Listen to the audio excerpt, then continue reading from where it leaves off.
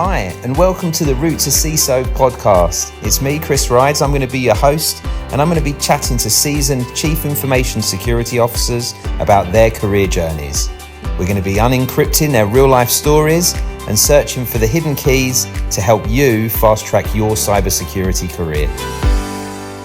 Hi, everybody, and welcome to Season 3 of the RootToCISO podcast. I've got my third guest with me, Zach Lewis. Thank you for joining me today. Oh, Chris, thanks for having me. I'm happy to be here. Guest 3 of Season 3. That's awesome. 3 for 3. Yes. Yeah. And I'm excited to get you on here because like some of the guests I know really well, others I've kind of recently met, and you're one of these recently met people, which is amazing for me because although we've talked over LinkedIn for a while and talked about doing this, like I'll get to really understand your background and everything from this. So that's exciting for me. I honestly, between the book you've written, all of the speaking, being a CISO and a CIO, both hats, I'm not sure how you get the time to do anything else, let alone my podcast. So thank you. Oh, no, it's awesome. I'm always glad to do these. It's a lot of fun. And networking is such a huge part of this kind of career path, this role. So we got to talk to each other. We got to share information and we're doing that. So hopefully we always make time for it. Yeah, thank you for that. And you are right. I think if there's something that's consistently kind of gone through the podcast, it is community. You know, we have an amazing security community, and if you're part of that and genuinely part of that, you know, so not somebody that's just in it to see what you can get out of it, you're in it because you want us to be more successful. You understand that in our industry, a lot of people are dealing with a lot of stress a lot of the time. And you're in it for the right reasons, right? It's a good place to be. Yeah, absolutely. No, that's great. So I kind of alluded to the fact that you're wearing two hats at the moment. Do you want to sort of let everybody know what you're doing currently, please? Yeah, so I serve currently as the CIO and CISO for the University of Health Sciences and Pharmacy. I've been in that role about 7 years, 6.5 years, 7 years now. Anything from networking, help desk, academic technology, which is like learning management systems and how students get in and access courses and how teachers teach, enterprise systems from our student information system, our ERPs, all the big sort of enterprise level systems people might be in. Cybersecurity, I built the program here, so from the ground up and hired the team and brought on the tools for that. Yeah, it just really anything that kind of touches IT. The library even reports into me because, there's human technology in the library. So a lot of fun. Yeah, it sounds like something that would keep you very, very busy, I suspect. In the early days, a lot of fretting, a lot of trying to figure everything out. But been doing it a while now, and it's kind of old hat, and just enjoy it now. So yeah, it's good. It must be good when you get to that mark where that 7 years plus is a long time. Like, I guess you really understand how everything works. Hopefully, there's less surprises, right? And you know where to go when you need something done. Yeah, a surprise every now and then helps break up the monotony. But yeah, we know how to get things done here. We know the right people to bring on. But even before being in this role, I worked. And I'm sure we'll touch on this, but I worked at the university for a few years, so I definitely know where the skeletons are buried and how to get things done around here, and it all works. Good. Well, let's head right back. Okay, so we're gonna zoom back into I guess school and then first jobs out of school. What did that look like for you? What did you study? So in university, well, I want to take it back just a step before university. But prior to getting into high school, I found prior to getting into college, rather, in high school, I found this a passion for computers and sort of fixing computers. There were a couple courses I didn't want to take in high school, and they put me in a senior level computer repair class. And I was one of the only non-seniors in there, so I didn't have this where I just was, coasting through until I could get out of school. So I was one of the only kids who worked in there, and I learned a lot about patching computers and how the parts go together and how to assemble and reassemble them and viruses and stuff like that. And so when I kind of stood up this side business of fixing people's computers and trying to tune them up back then, and that's what really drove me into college and university, where I got there, started studying computer engineering, and realized it wasn't quite what I wanted to do. There was a lot more chemistry, a lot more science in that. I didn't enjoy that. I didn't like it. So I went and said, what else is there? I want to work with computers. I want to fix computers. Like, what is there to do? And I was at Southern Illinois University at the time in Edwardsville, right in the center of the country, outside St. Louis. My advisor was like, we have a program called Computer Management Information Systems. It's in the business school. Everyone knows that business school is easy, so this sounded like a great deal. I'll get to go in and work on computers. And that's really what it was. It was a lot of information processing and a little bit of coding languages, and infrastructure, how servers work. And that got me a deeper dive. Ended up getting an internship at a co-location facility, so a place that hosts hardware for different companies to run all their infrastructure on. I worked midnights there through my senior year of college, and then also started a second job eventually with a tech startup, which I took on full time when I graduated. And they were like sort of like the Google of the Midwest, very, very trendy, pool tables, fully stocked bar, massages, haircuts, Nice. a tech startup. And for a college kid coming out of school, like that was where it's at. Hey, I can get my laundry done here and get an oil change, and get a haircut. I never have to leave. This is great. And I worked there for a number of years in IT, became the system administrator there. Loved it. It eventually got bought out. I had to move on and went to a coal company, one of the largest coal companies in the country. Zach, let me Yeah. stop you there just for a second, because I'm fascinated by this, because I chair the board for the National Cybersecurity Training and Education Centre. So that's like their members, and it's 480 community colleges, so it's a lot of education. And I know something, and I think this has been an issue even, going back, but certainly is a big issue now, is things like getting internships and getting roles before people graduate. So I want to stop on that, like just for a Yeah. second, because I think that's a really interesting part, and something that, perhaps the people that are earlier in their career that are listening to this, and I know our audience ranges from students right the way through to senior leaders that are either making the move or currently CISOs. So for those that are kind of in, they're students, they're thinking of getting into IT or cybersecurity, like how did you get your internship, and then how did you get the opportunity at that company as well before you graduated?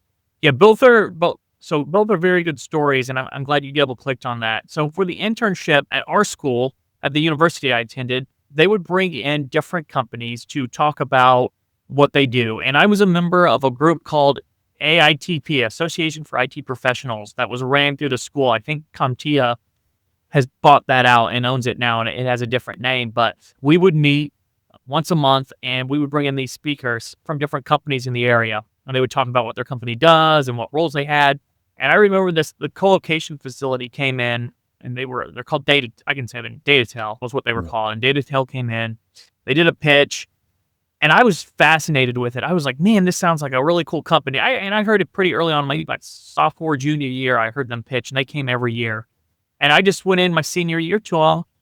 I'd been in the club a few years, and so they had seen me. I talked to them before. In my senior year, I said, hey, I want to work for you guys. Do you have anything available? Like, they came in, I told them that's what I want. And that has been a constant trend throughout my career. And we might dive into that a little bit more as we talk, but like, you got to make your interest known. It's not just applying for the job and sitting in an application to, an unnamed face somewhere, but, just actually talking to these people. Goes back to networking, how we started this conversation. But I go up to them, hey, you know me, you've seen me here. I'm an IT professional. I'm going to graduate. Do you have an open internship or something I can do? And they did. It ended up being a late shift, just watching the facility and testing stuff, but I got my foot in the door. I met some people. I got some work experience, got a little bit of pay. It was a paid internship. I wasn't making buku bucks, but it was something. And that was foot in the door, so I had that going. And then this tech startup kind of came out of nowhere. One of the other things the university did was they did like mock interview days. And they would bring in companies, and you could practice interviewing with them to get better at it. And I'd already had one scheduled, even though I was working at this other co-location, this Datatel place. And I went in and did this mock interview with this other company. And I don't know, I was very relaxed in it. I was like, I have a job. I don't care. I'm going to work here. Everything's going to be cool. And so the guys asked me these questions like, what's your greatest strength? And I just was having fun. I was like, I'm Batman. That's it. And he was like, okay. And he's like, what's your weakness? And I was like, discerning reality, like I just can't keep just having fun with it. And he laughed, and at the end of it, he was like, "You know what? You have a great attitude. I think you'd be a great fit for this company. You want to come work for us?" And I was like, "Oh wow, that's crazy how that kind of happened." And so I having a couple opportunities, just having fun, letting that personality out a little bit. But again, it went back to being in person and talking with people, and having something to show for it. Like if you are somewhat competent, able to do a job well, come in and do a good job and provide value. Like if you can just demonstrate that in some way and talk to people about it, it makes things a lot easier to get in the door. Yeah. Yeah, there's a lot to be said. There's like, first off, joining a group while you're a student, right? Getting involved in the community really early. Yeah. Because I think a lot of people don't think about that until they start looking, or maybe until their last year, right? They don't start getting out. Like putting your hand up. I'm on the board of UNLV here in Las Vegas, and I went to an event and there was a bunch of students there, and I was there as part of the board, and some of the students like just stuck all together and didn't even talk to anybody in the board, right? And then there was others that came over, and their faculty were like really encouraging them, and you can tell it wasn't easy, just to come over and talk to board members. And some of those board members were in sort of conversations between each other, and they had to like come and interrupt us almost, but that worked great. That's what they were there to do, right? That was their opportunity. And so like putting your hand up, putting yourself out there, being part of the community. And then I do think being yourself is a major part of that, right? That's the thing that really distinguishes us. That's our moat, right? Otherwise, if we're just doing certain processes, AI is just going to take that job away from us pretty quick. Another thing on those memberships, I mean, when you're in school and you're in these memberships, you're there with other classmates. These are people that you're likely going to run into again. And they're going to have different skill sets. Some are going to be older than you, some are younger, but they're going into the same sort of roles in the same areas. And building those networking connections early can help down the road too. So take every network you can. Great examples. And also like the fact that you also got to say, like putting yourself out there, like working till midnight because that was the shift that was available. Like there are a lot of people that aren't going to put themselves out that far, and then when they're desperate for a job at the end of their degree, they get it. They're frustrated because they're not getting the opportunities. But you have to put yourself out there so much earlier. Like we don't, as a company, we don't place a lot of really like entry level people, because obviously we get called as a staffing company. We get called and asked to find, experienced people to fill their roles. But there's a couple that we've placed over the years. And I remember one, they were looking for somebody with like 2 years experience, and they took somebody straight out of a college, but out of a master's, but they had no commercial experience. But through each of their study in both the degree and then the master's, they'd done internships and got some commercial experience from doing that. And they went in there, and that person, well, I mean, I can't remember the last time we spoke to them. They were there for like at least 7 years. They were still there last time we spoke to them, and they'd been promoted and promoted and promoted. And the hiring manager still says it's one of the best hires. And that took some persuading for them to look at somebody that wasn't 2 years in the industry, but look at somebody that was coming straight out. So I think putting yourself out there and doing these internships gives you that commercial experience that a lot of the clients sort of look for now, right? Yeah.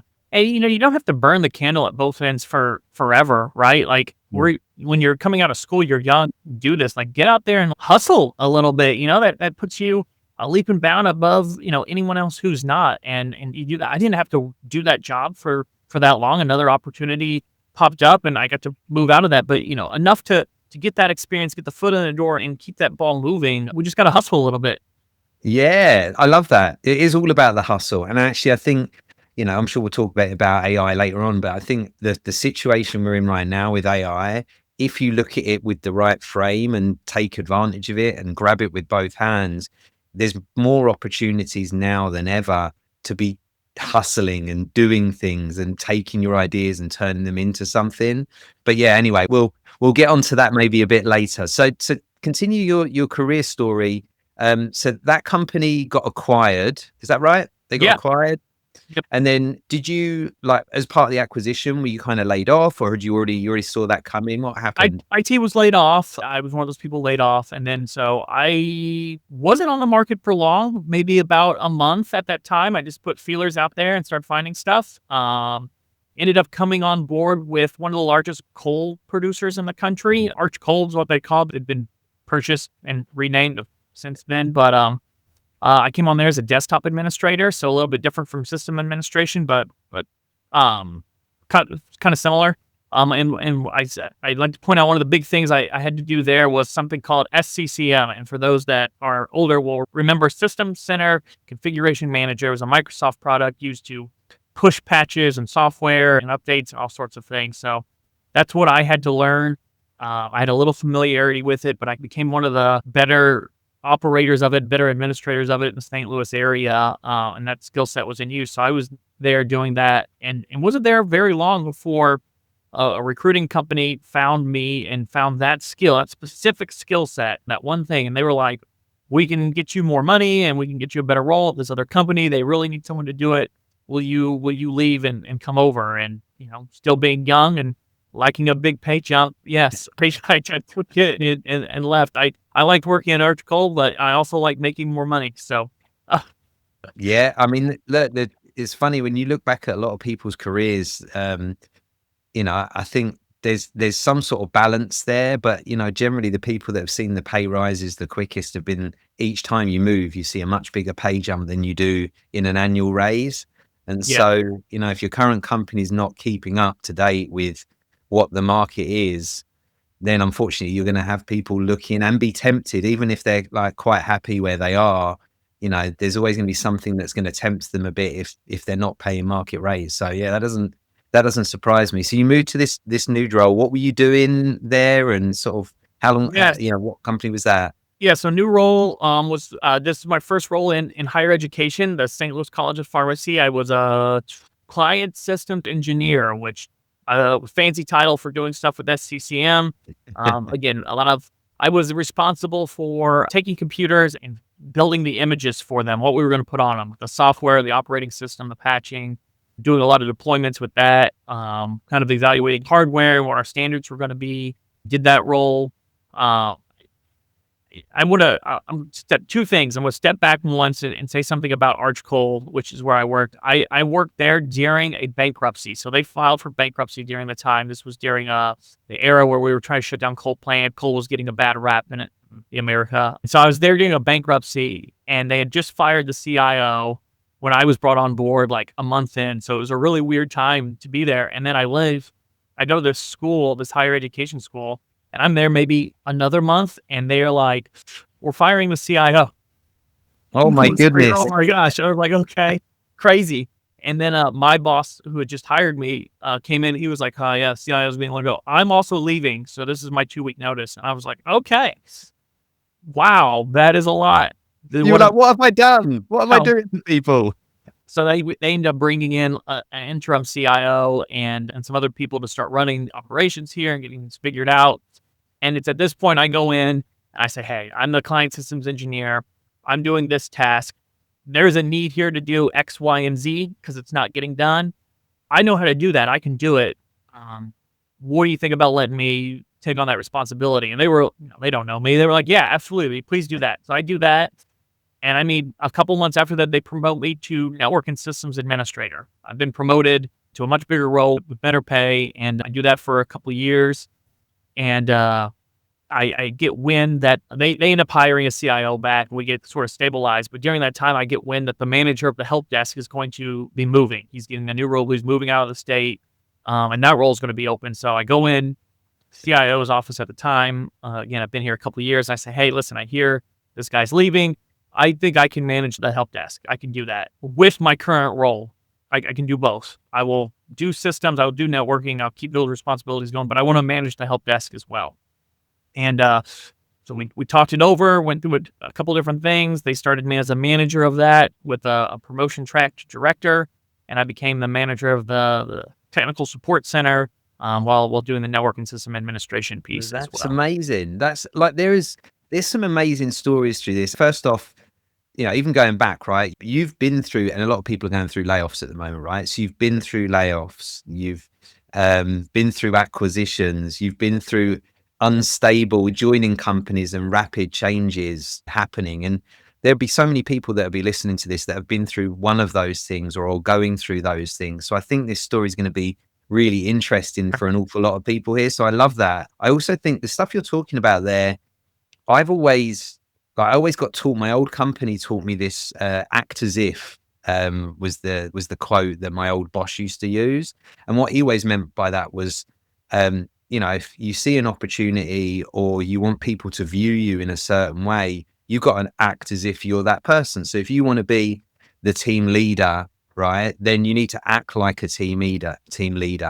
That doesn't mean like bossing people around, but it means being professional, being the person that's helping other people, being the mentor, being willing to be open to that sort of stuff. And that kind of weaves its way a little bit into what you're talking about, because you're that almost that entrepreneurial spirit, maybe that came from high school and building computers, Yeah. right, has turned into an intrapreneurial spirit where you look for things that need help with, things that you could provide more value at. And I think when you find those things and you offer to take them on, and I think what's important is you didn't just offer to take them on, but you weren't trying to get rid of your old job. You were still saying, I'm going to still help you on this, but I think I can help you on this too.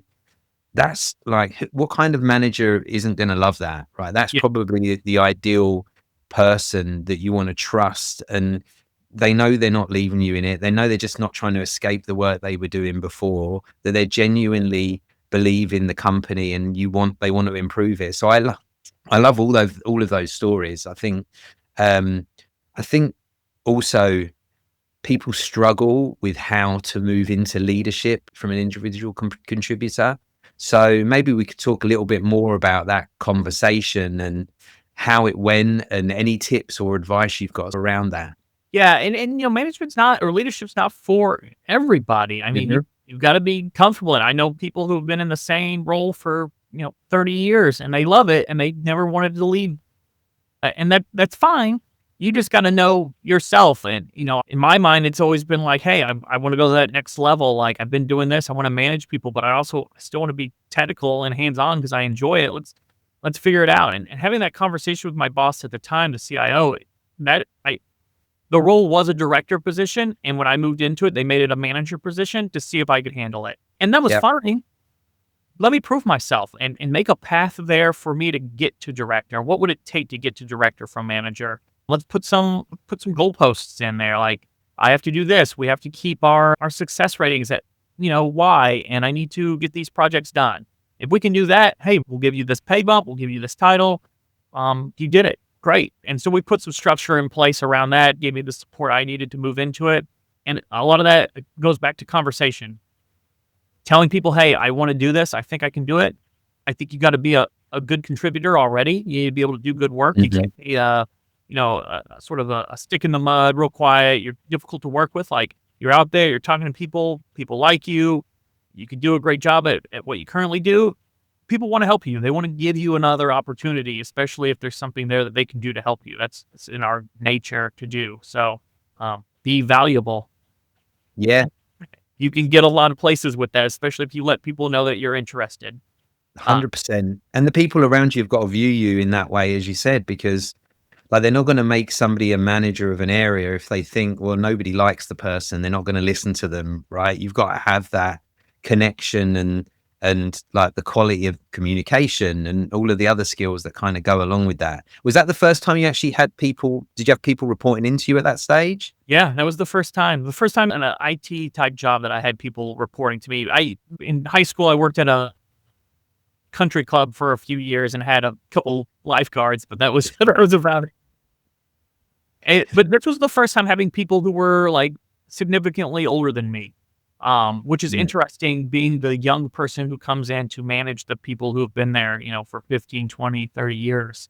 And I've learned this I know another CISO who talks a lot about this, but there are obviously generations of people in the workforce and they all want to be managed a different way. They're all Yeah. motivated by different things, and really trying to figure that out is interesting. I remember getting like first time manager books and trying to read them, and the books are great. You can get stuff from it, but it's not always just a copy and paste in the real world too. So it was a lot of learning curve there, and putting in a little extra time after hours on reading that stuff and trying to grow those skills. But I enjoyed it, and I did a good enough job that they kept me in it. So Yeah, was there any sort of challenging times, like when you, like I say, when you're taking people over and they're all from different generations, especially people that have been with the business a lot longer than you?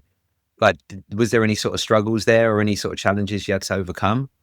Yeah, I mean, definitely. So coming into that role, I I'm a pretty laissez-faire in terms of my management skill, or at least I've developed into that where I'm pretty hands off. I give you, hey, we need to do this, go do it. Like if you need help, come to me and figure it out. Whereas my predecessor wasn't always like that. And then the predecessor to the CIO, the one who was fired, he was a very he was a challenging CIO. Like he would micromanage. He had a certain way of doing things. So even to this day, like some of those guys, like I know I would tell to do something, and they would be like, "Oh, check in with me like every step of the way. Like you don't have to do that. Just go do it." Well, this person always wanted us to do blah blah. Blah. Yeah, I know that's cool. I don't need to. So getting over the hurdles of different management styles and what they've had ingrained to them for years was a challenge. I also had like 21 student workers, and learning to manage time management with students who are in college and don't always show up or know how to dress properly or handle interactions. And that was different too, and took a little a challenge to get over it and kind of learn how to handle that. But Yeah, that sounds like I've never not really thought about that, but I'm sure that's a very different ball game to managing people that have been around for a while and being used to being managed as well. Yeah, and especially, I don't know whether you find my style is pretty laid back. Like I hire people that can do the job, and then I trust them to go and do the job. Like and hopefully you trust them and that works out. It doesn't always work out, right? Some people do need to be managed a lot closer. Not something I really enjoy doing, but that's what some people need. I would imagine, or in my head at least, I'm imagining students with less experience of being managed um, maybe need it a little bit more. Did you have to change much of your style for that? And how there did were that a work? few very direct conversations with a handful of them about things that had to get done a certain way. Like, listen, you're just gonna have to do this. And a couple actually more conversations, not so around the tech side, but around like professionalism standards and like you can't wear this, or I need you to wear more, or different stuff. Like this is a job and we're a professional setting, so please do this. We had some conversations like that, which were fun. I think, yeah, I had people who were 30 years my senior, and I had people who were 10 years younger than me, and really just trying to balance those two things. And I think one of the hardest parts though that I noticed for a few years taking over was also when I delegate stuff, to let them do it the way they want to do it, and not like me be like, well, you should have done it this way. I like to be hands off, but I also see people doing things. I'm like, oh, I wouldn't do it like that. Why are you doing it like that? But as long as it got done, if they got there, that's what's important. And having to learn that over the last several years too was an early challenge, but now it's fine. Yeah, like I even sit there, like I've got a 6-year-old, and so even yeah, you kind of just want to show them how to do it and tell them because you've got the experience, but you got to let them fail a bit and try and figure it out themselves. And so that's always a hard balance. Like when she's like, I need some help with my homework, and I'm pulling out blocks and like putting them together and explaining. And she was like, just give me the answer. And I'm like, no, I can't do Yeah. that. Right. Oh yeah. Um, I've been your own 5-year-old. I got you. I feel you. you know it. So that's good. So how long were you there for?